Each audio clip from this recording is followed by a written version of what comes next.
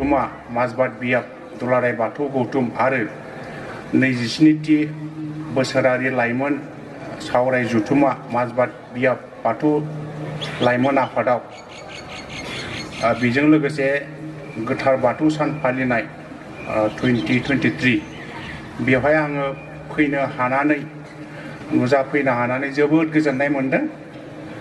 आंखौ हांख्राय हरनायनि थाखाय लेंहरनायनि थाखाय बिथां तरुन नार्जारि आंखौ लेंहरबाय थादों फैथारनांगोन सारा फैथारनांगोन सारा होननानै। दा बिथां सोद्रोम आफादगिरि बिथांमोन बेवहाय दङ खौरांसा दैमारि, मिथुन चन्द्र बसुमतारी, सोदोमसार बसुमतारी, बिरेन गयारि आरो बानजाय आफादाव दङ धनेश्वर बर' बिथां बिजय दैमारि। बयनिसिमबो आंनि गोसो गोरबोनि अननायखौ बावहरनाय जाबाय आंखौ लेंहरनायनि थाखाय। जेब्ला आङो लाल बाहादुर शास्त्री हाई स्कुलाव फरायोमोन फरायसा समाव बबे लामाजों फैदोंमोन आं फैनाय गोसोआव दं। नाव हिरुवा बे गामियाव बे समाव लामाया साइकेलबो सालायजाया, साइकेल लाबोबा फाफ्लियावसो बानफिननांगौ। फैनो होनबा फैनो हाया होमबाबो फैदोंमोन आरो। दायो मटर लानानै आराम फैजाबाय। 35 बोसोरनिबो 35 बोसोरनिबो बारबाय। माखासे लोगो दंमोन क्लास फ्रेन्ड, बहा थांखो बहा हाबा जाहैखो मिथिलिया आङो। दा आंनि थाखाय जोबोद मेम'रेबल, गोसोआव थाथावनाय बेयाव फैनो हानाया।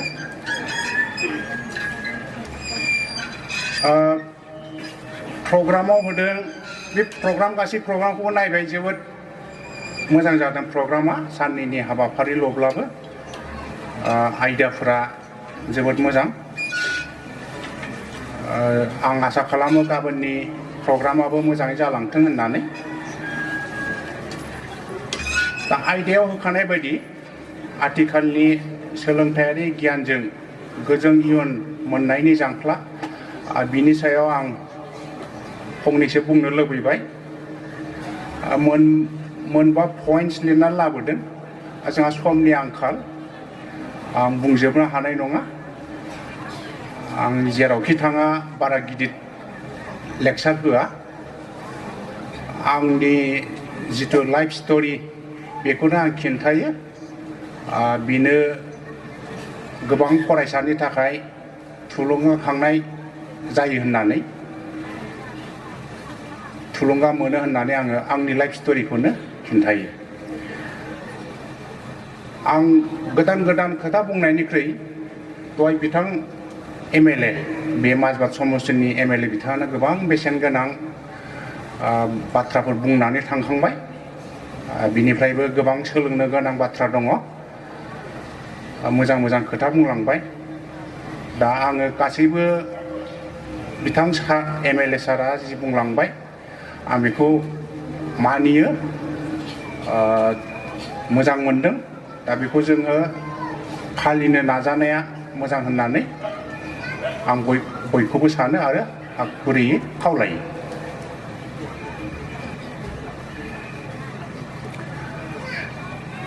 दा सिनायथियाव आंखौ होबाय हायद्राबाद सेन्ट्रेल इउनिभार्सिटिनि प्रफेसार अफ इक'नमिक्स होननानै, हायद्राबादनि मानसि। नोंथांमोना साननो नाङा जे आङो गोजान जायगानि मानसि। आंनि न'आ उदालगुरि जिल्लायावनो, बेनिनो मानसि। बे नावहेरवानिफ्राय बारा गोजान जाया, नोलोबारि आनसलिकनि सिङाव थानाय आहमाखा गामियावनो आं जोनोम मोननाय, देरनाय। LP स्कुलखौ आं बेवहायनो फरायदों, गामियावनो बर' मिडियामजोंनो। बिनिफ्राय ME स्कुल, हाई स्कुल आङो लाल बाहादुर शास्त्री हाई स्कुलावनो फरायदों। दा उन्दैनिफ्रायनो फरायनो बिराद मोजां मोनो, खिन्थु न'आव उन्दैयाव जानो गैयामोन। न'आव जानो गैया।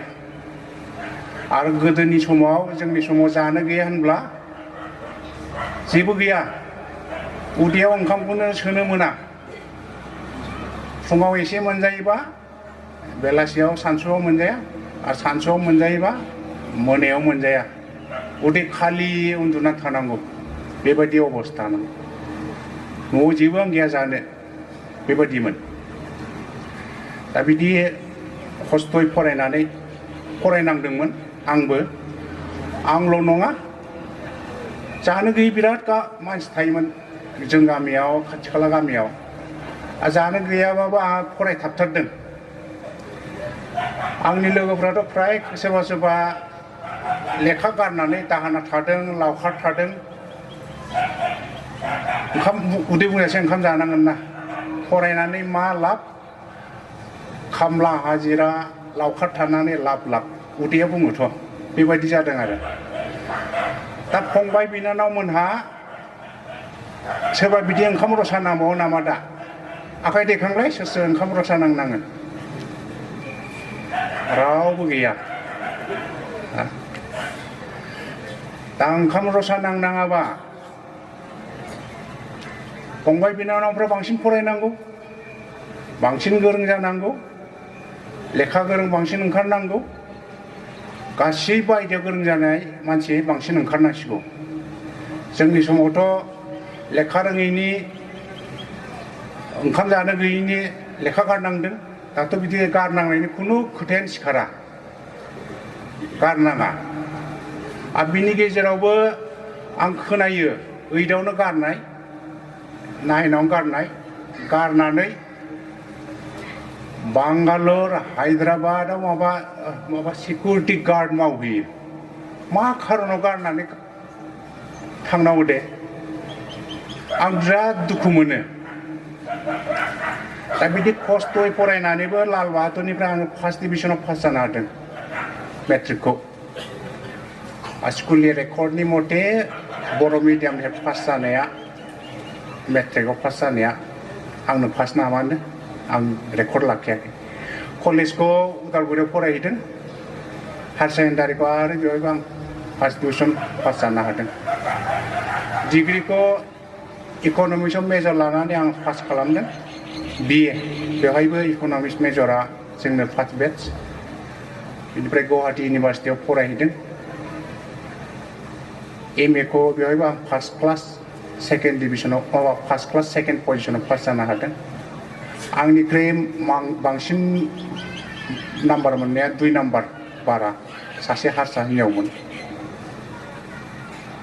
MA पास जाखांनानै आङो स्कलारशिप अल इन्डिया लेभेलाव स्कलारशिप लानानै बम्बाइआव MPhil खालामनो Indira Gandhi institute of development research होननाय मोनसे इन्स्टिटिउटआव MPhil खालामहैदों MPhil खालामनायावनो आं साख्रि मोनबाय साख्रि मोननानै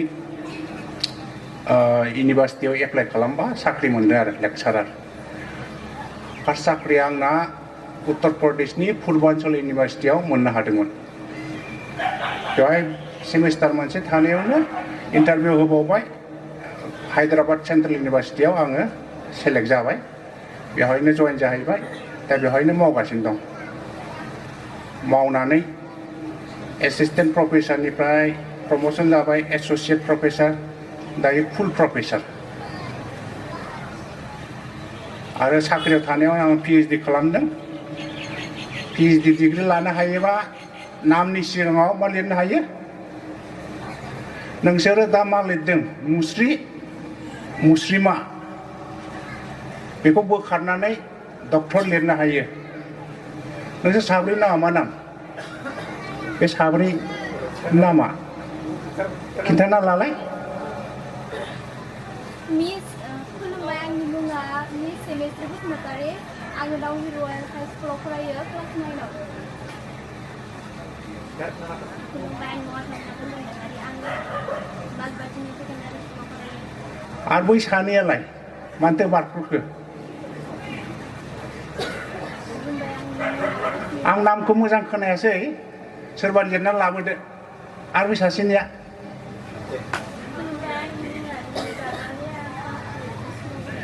आरो सासे दंबावो बे मा नाम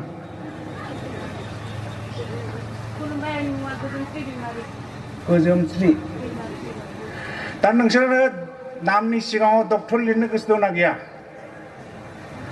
बन्दनाया बुंबाय डक्टर बन्दना दैमारि जागोन आरो सासेया मामोन नोंसोर साबा जाबाय लिरनो गोसो दंना गैया आं मुखास्थ' लाबाय थासिगोन एबार हायद्राबादाव थांबाबो आङो मुखास्थ' लाबाय थागोन साबा हिनजावसा गथ'फ्रा डक्टर लिरनो जेला सम मोनगोन एमए फरायगोन एमएनि उनावनो दा पिएइचडि खालामनो हानाय जाबाय आं खबर लाबाय थागोन खालामथारनांगोन बिनि उनावबो नोंसोरो मोजां खामानि मावबाय थायोब्ला आरो नामनि उनावबो बारायलांबाय थायो मा लिरगोन नोंसोरो दा मेट्रिक पास जानानै बिए नङाबा बिएससि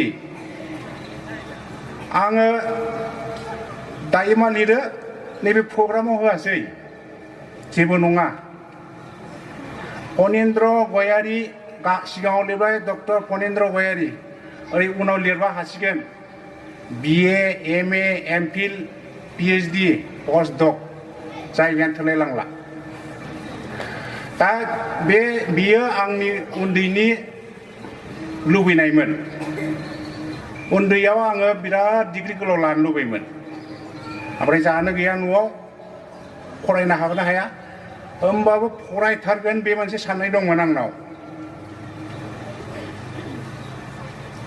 थाखोनै थाखोथाम थाखोब्रैयाव जोंनि समाव मोनसे जिउ खौरां लेखा लिरनाय फरायनांगौ दंमोन दायो दंना गैया आं मिथिला बेखौ फरायनांगौ खिन्थु फरिखायाव लिरनाङा थाखोनियावबो बिदि जिउ खौरां लेखा फरायनांगौ बेवहाय 10-20 जननि जिउ खौरां थागोन थाखोथामावबो थाखोब्रैयावबो दा फरायनायाव मा थायोमोन सोरबा महात्मा गान्धीनि जिउ खौरां सोरबा जिजास ख्राइस्टनि जिउ खौरां गौतम बुद्धनि हजरत महम्मद बा सोरबा लक्ष्मीनाथ बेजबरा रबीन्द्रनाथ टेगर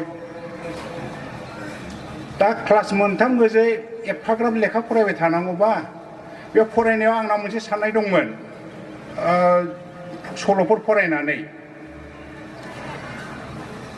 ओरै लक्ष्मीनाथ बेजबरा नेपलियन बनापार्ट बिसोरबोथ' मानसि जोंबायदि आथिं गोनां आखाइ गोनां जों जि जायो बेखौनो जायो बिसोरबो आरो बिसोर गिदिर मानसि जानो हादोंबा बिसोरनि जिउ खौरांखौनो फरायनो हादोंबा आरो जोंबोथ' जानो हायोना बिदि साननाय दंमोन आंनाव ओंखायनो जानो गैयैबाबो फरायथारलांनांगोन होननानै मोनसे स्ट्रं डिटारमिनेसन दंमोन आरो जों जेला फरायसामोनबा न'आव थानो मोनामोन दुब्लियाव थांनांगौ फुङाव सिखारदो आइ आफाया दुब्लियाव थांबाय हालेवनो थांबाय बा खोथिया फुनो थांबाय दसे उनाव संख्रि साहा फुदुंनानै जोंबो थांनांसिगौ सिनिनि साहा गैया बे समाव जानो गैया नालाय ओमफ्राय सम जाबा फैफिनदो न'आव स्कुलाव थांदो ओंखाम दंबा जाबाय ओंखाम गैयाबा थांदो ओरैनो दा बिदि फरायनो गोनां जायोमोन होमब्लाबो बै जिउ खौरां फरायनाया आंखौ स्ट्रं डिटारमिनेसन लानो फोरोंदोंमोन आरो दा बेबायदि जिउ खौरां फरायनायाथ' दाना बयनियावबो मबाइल दंसै मबाइलाव नागिरबानो मोनो आंनि नामखौबो नागिरबानो नुगोन फनेन्द्र गयारि गुगोलाव टाइप खालामबानो फैगोन इउनिभार्सिटि अफ हायद्राबादाव वेबसाइटआव मा लिरनाय दं फैयो रबीन्द्रनाथ टेगरनि नेपलियन बनापार्टनि मानसिफोरनि जिउ खौरां नायनोबा नायनो हायो दा साबैसे मानसिया बेबायदि साबैसे गथ'फ्रा जिउ खौरां फरायो आखाइ दैखांलाय रावबो दैखाङा ओरैनो मबाइलल' नायो जिउ खौरां फरायनांगौ जिउ खौरां फरायनांगौ उत्सा जायो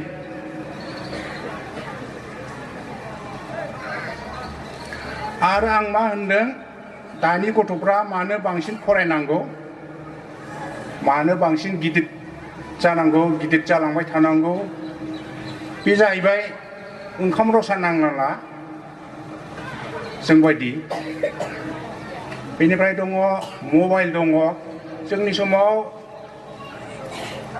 माखासे बेयाव आंनि लोगोफोर थानो हागौ हाइ स्कुलाव जोंहा अंख' मास्टारानो गैयामोन एखमबा इंलिश मास्टारानो गैया गावबागाव फरायनांगौ ओमफ्राय फरायनायावबो बे लेखायाव जि दं बेनोसै दानिया मा लेखायाव मोनाबा मबाइलाव नागिरना मोनो गावबागाव फरायनो हायो आरो डिक्सनारिबोथ' गैया जोंनाव मास्टारा जि बुजायो English what is cow cow माने मोसौ बा डग माने सैमा मास्टारा खिथाबासो बुजिबाय दानिया मबाइलाव नागिरबा मोनो बे हिसाबै बांसिन गोरों जानांगौ बांसिन रोंनांगौ आरो मोनसे खोथा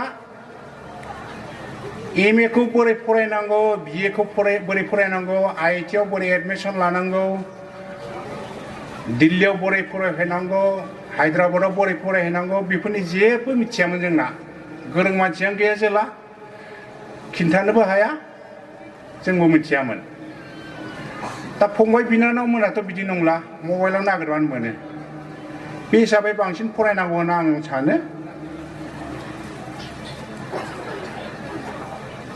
आरो मोनसे खोथाया बेनो डिग्री लानाय बिद्दा लानाया बिद्दाया ओरैबायदि बुस्थु बेखौ रावबो खावना लांनो हाया दिनै आङो पिएइचडि डिग्री मोनबाय आंनाव पिएइचडि दं एमए एमफिल पिएइचडि बे आंनावनो दङ रावबो सेना लांनो हाया सोरबा सावनो न'आ खामबाय बा माबा जाबाय बे डिग्रीया होनबाबो आंनाव दङ रावबो लांनो हाया रावबो बुफ्लेनो हाया बेबायदियाव जिउआव बेसेबां गोजोननाय फैयो आंहा बिराद गोजोननाय दं लाख लाख क्रर क्रर फैसा खामायनो हाया जानो हागौ साख्रियाव जि फैयो बेनोसै गोसोआव बिराद गोजोननाय दं उन्दैयाव डिग्री गोलाव लिरनो गोसोमोन नाजायै नाजायै दा लिरनो हाबाय जिउआव बिराद गोजोननाय दं दा बेबायदि गोजोन सुखि सोर साबैसेया जानो गोसो दं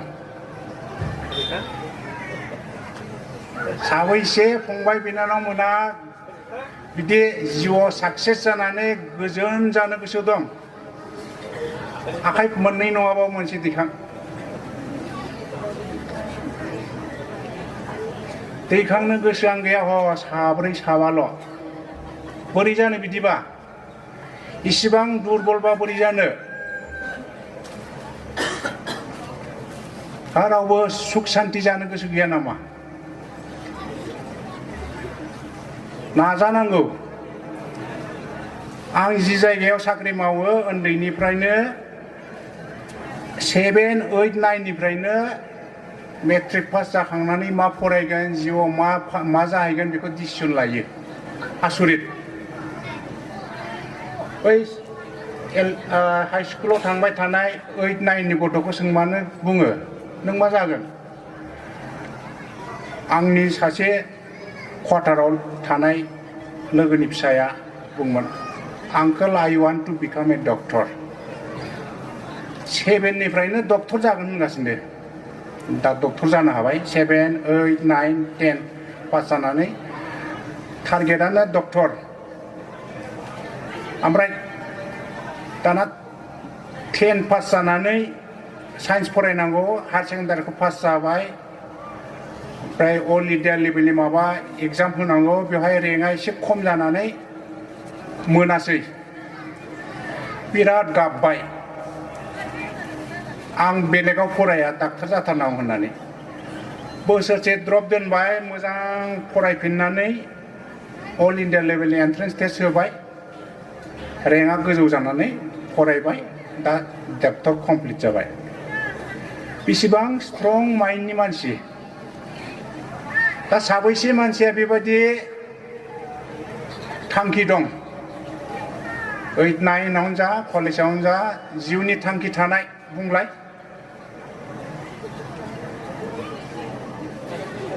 रावबो दैखाङा बै साबायाल' दैखाङो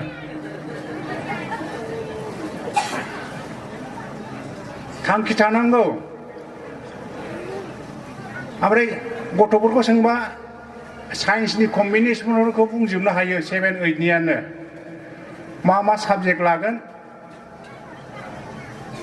PCM BPI BPC माबा माबा दङ बेफोरखौनो रोंखाजोबो MPC mathematics physics chemistry BPC biology physics chemistry बिदि माबा कम्बिनेसन आरो सोरबा होनो आं इन्जिनियार जाहैगोन मा कम्बिनेसन लागोन ECC CCC माबा होनो आंबो मिथिलाय लाङा गासैबो आयदाखौ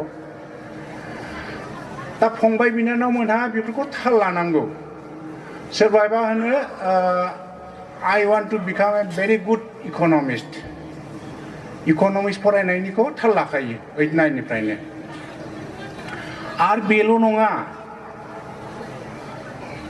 दा बेस्ट कलेज फर इकोनॉमिक्स इन्डियायाव बहा दं बेखौ नागिरो सोरबाया एसे फैसा थानाया दा best university in the world बबेहाय फरायनांगौ बेखौबो नागिरना दोनखायो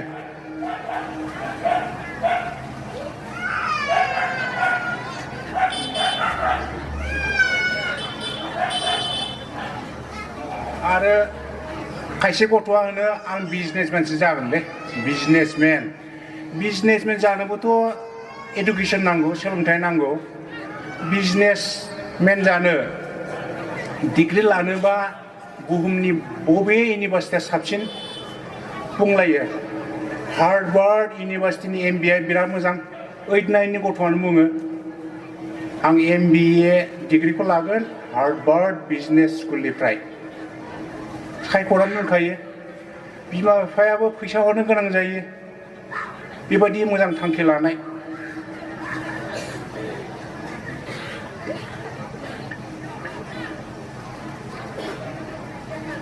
दा जोंनिया मा मेट्रिक पास जेन तेन पास जाबाय 3rd डिभिजनाव पास जाबाय खाथिनि कलेजाव फरायनोबानो बिराद गोजोननाय मोनो दा जोंनियावबो ओंखारनांसिगौ बिदिनो थांखि थानांगौ मा फरायगोन आरो बबे कलेजाव बबे इउनिभार्सिटियाव फरायगोन बेखौबो थांखि लाखानांगौ दा जोंनि गासैबो थांखिया 100% जाफुङा जानो हागौ खिन्थु थांखि थाखायोबा मा होनो जोङो मैदेर बिनायाव गराय मोननो हागौ बा गराय बिनायाव जोङो गरायनिख्रुइ फिसासिन मै बा मोसौ बिनिख्रुइ फिसासिन मोननो हागौ दा थांखि थायोबा जोंहा आरो थांखिखौ साक्सेस खालामनो हायोबा गोजोननाय मोनो जाय गोजोननायखौ नोङो 1 crore 2 crore फैसायाबो बायनो हाया दा बेबायदि गोजोननाय दं आंहा पस्टडक PhD नावबो पस्ट डक्टरेल थायो बेखौ आङो आमेरिकायाव खालामना फैबाय बोसोरसे थाना फैबाय आरो सेमिनार कनफारेन्स जाबा आङो इंलेन्डआवबो थांबाय आमेरिकायाव बिदि गुबुन हादराव थांनो हायो दा गोसोआव गिनाय होननायानो गैला आं जेरावबो थांनो हायो बयनिबो गासिबो मानसिखौनो आङो गासिबो मानसिजों आं रायज्लायनो हायो बेबायदि साहसि जाबाय आरो बेखौनो आं फंनैसो बुंनो लुबैबावो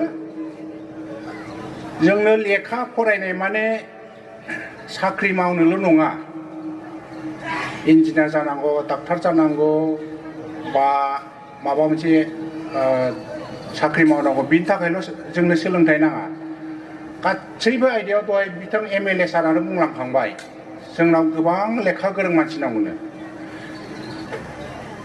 मोजां डाक्टार दा नोंसिनि एरियायावनो गैया बेराम जाबाथाय गुवाहाटि थांनांगौ चेन्नाइ हायद्राबाद बेफोरबायदियाव थांनांगौ दा नोंसिनि जायगायावनो मोजां डाक्टार ओंखारोबा गावनो डाक्टार खुलिनो हस्पिटाल खुलिनो हानाय बेवहाय माबानो हायो हस्पिटाल खुलिनो हायो मोजां इन्जिनियार नांगौ जोंनो मोजां इक'नमिस्ट नांगौ मोजां ससियेल साइन्टिस्ट मोजां उकिल नांगौ जोंनो आरो दा माखासे दामग्रा दङ सोलोंबाय थायोबा दामनो हायो खिन्थु बिनि थाखायबो जोंनो मोजाङै फर्मेलि सोलोंलांनानै दामनो गोरों जायोबा मोजांसिन मोजां मेथाइ खननो गोरों दं बिसिनि थाखायबो जोङो डिग्री थानाय एडुकेसन थायोबा मोजां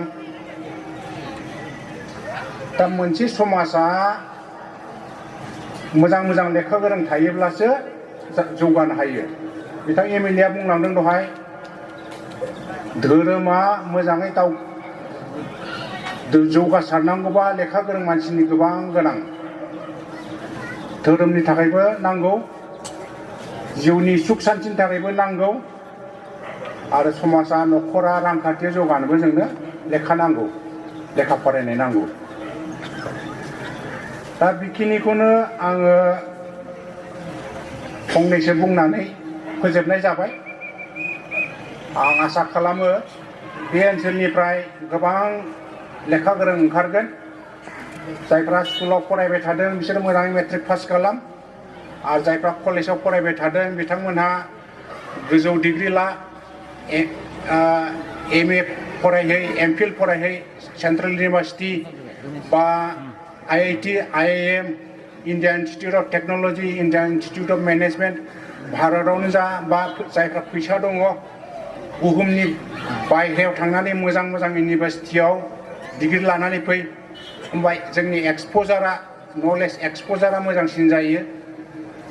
गिनो गोनां गैया, रावबो थैया डिग्री लानो थांनायाव, फरायनांगौ।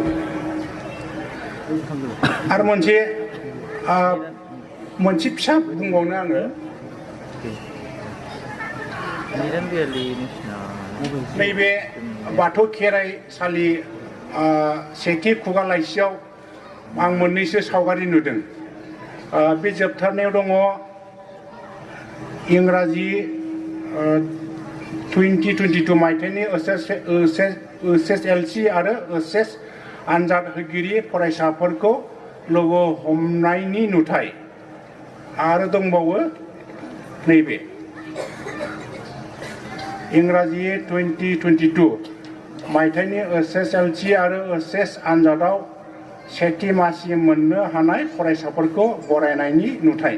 बियो बे ओनसोलनिनो जोबोद मोजां बाथ्रा। बिदिनो बे लाइसियाबो ओंखारबाय थासिगोन। बिथांमोनखौ आङो कंग्रेचुलेसन हरनाय जाबाय। 22 माने थांनाय बोसोरनि फरायबाय था, बे सावगारि होजानायफ्रा रावबो द्रप दोननो मोना। आं खबर लाबाय थागोन बिसोरो बेसेबां डिग्री लानो हादों। आरो बे लाइसिया बोसोरै ओंखारबाय थासिगोन दानिया। बे लाइसियाव सावगारि होजानो कम्पिटिसन खालामलायनांगौ। दिनै नैबेहाय दङ सावगारियाव खम, ओमफ्राय बेवहायबो बारा नङा। एफा गिदिर माजबाद ओनसोला ने, बेवहाय बेसेबांल' सेथि मासि मोननो हायोबा बोरै जानो? जायगा गैलै जानांगौ ना।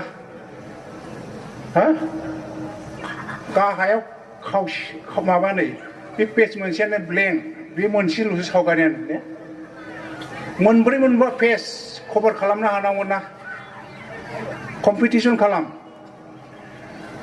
जोबोद भाग्य गोनां फंबाय बिनानावमोन नोंसोरो। जोंनि दङथ' मेट्रिकआव पास जानायाथ' पास जाबाबो, फार्स्ट डिभिजनाव पास जाबाबो, एमए आव first division, first class pass जाबाबो रावबो बरायग्रा गैया। नै बेबायदि आर'नाइ होनो रावबो फैया। नों पास जाबाय आरो बिदिसोमोन। दानिया बर' फरायसा आफादाबो सांग्रां जाबाय, फैगोन बरायनो। बाथौ आफादनियाव फैगोन फरायनो, थुनलाइ आफादनियाव फैगोन फरायनो। बेसेबां भाग्य गोनां। आंथ' बेबायदि आर'नाइ होजानाय जेबो गोसोआव गैया। जों ओरैनो फरायगासिनो थादों, फरायलांदों। बेयो जोंनि गोसोनि स्ट्रं डिटारमाइनेसननि सायावसो।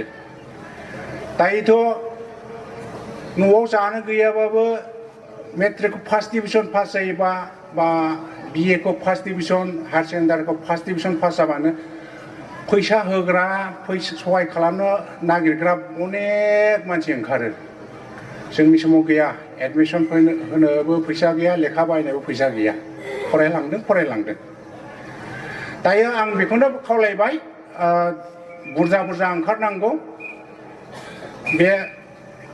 बै ओनसोलनिफ्राय बाथौ खेराइ लाइसियाव